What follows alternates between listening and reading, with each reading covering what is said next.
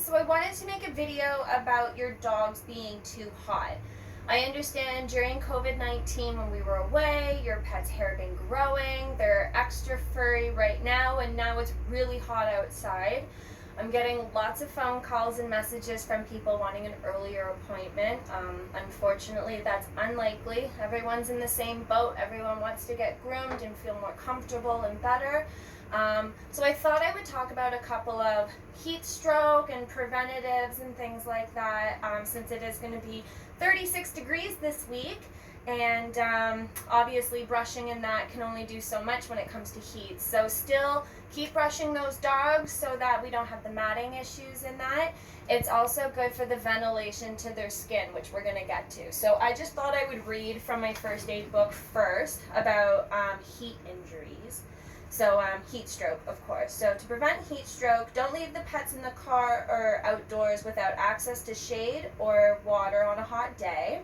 Make sure your pet has plenty of fresh drinking water. Check on your pet regularly. Avoid excessive exercise and excitement in hot weather. So along those lines, I want to talk about two things today.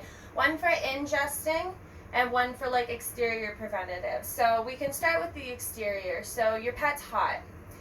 Keep them in the shade, of course. You can almost make it like a family event, like a COVID project. Let's make a little like hangout spa area for Fluffy maybe.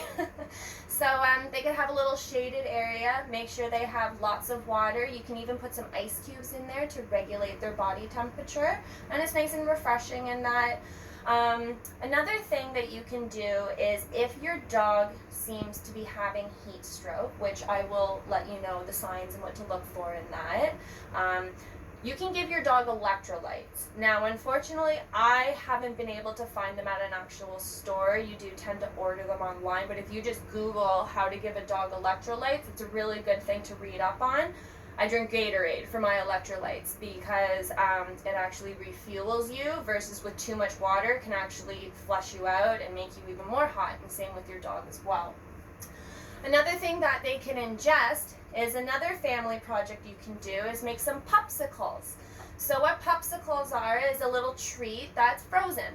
A couple of options you can do. You know we love Ren's Pets.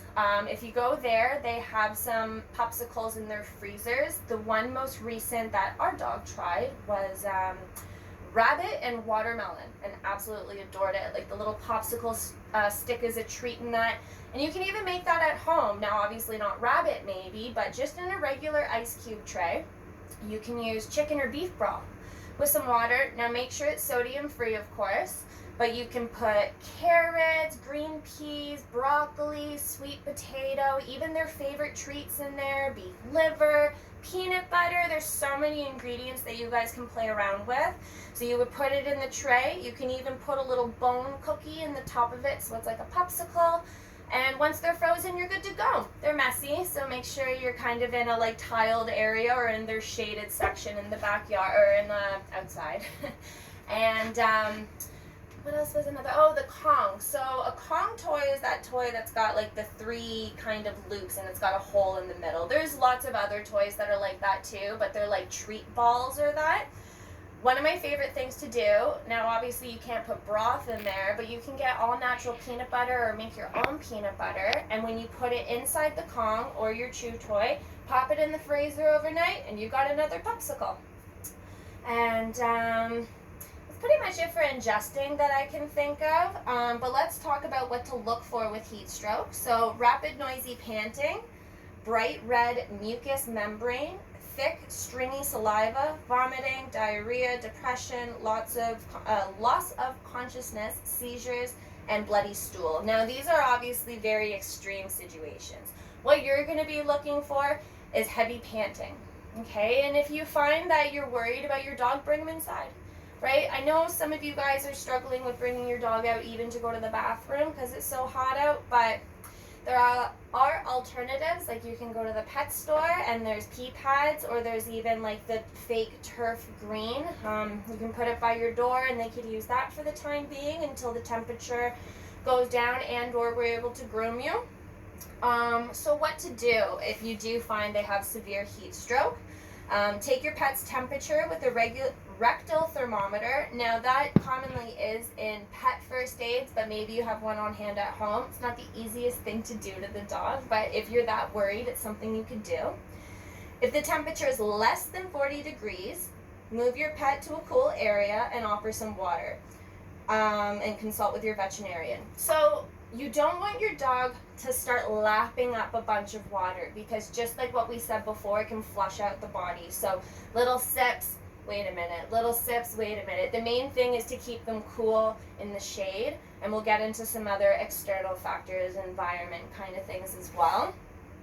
And if the temperature exceeds 40 degrees, move your pet to a cool area and run cool water over their body, not freezing, cool.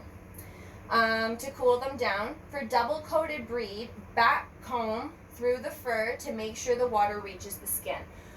The main way to cool your dog down is skin contact with a cooling factor. So the pads of their feet are a really good one for like direct, what's the word I'm trying to say? Contact.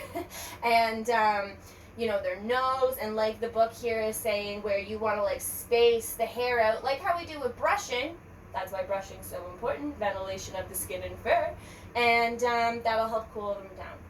Now, my favorite thing, or my dog's favorite thing, is a puppy pool. And now that the pet stores are open, or maybe your kid's got a pool, plastic pool that you guys can fill up with water, that's a great way for them to cool down as well. Now, I know some of you are like, but Shauna, my dog's matted. They can't go swimming. What am I supposed to do? Worst case, we make a blank canvas, meaning we kind of start over, we give them a shave down, which you may even want to do because it's so darn hot now, right? So that's pretty much it for that. Now, a couple of other external things you can do is there's cooling pads. So in your shaded area and your pool and things like that, there's cooling mats. For example, I have a rabbit. Rabbits have very warm, thick fur, and I ordered a cooling mat for him, and he absolutely loves it. It helps like regulate his temperature and really comfy for him to lie on. And I think that's pretty much it for, you know, what we can do to prevent heat stroke, and now you know what to look for. And I look forward to seeing you at your appointment. Bye, guys.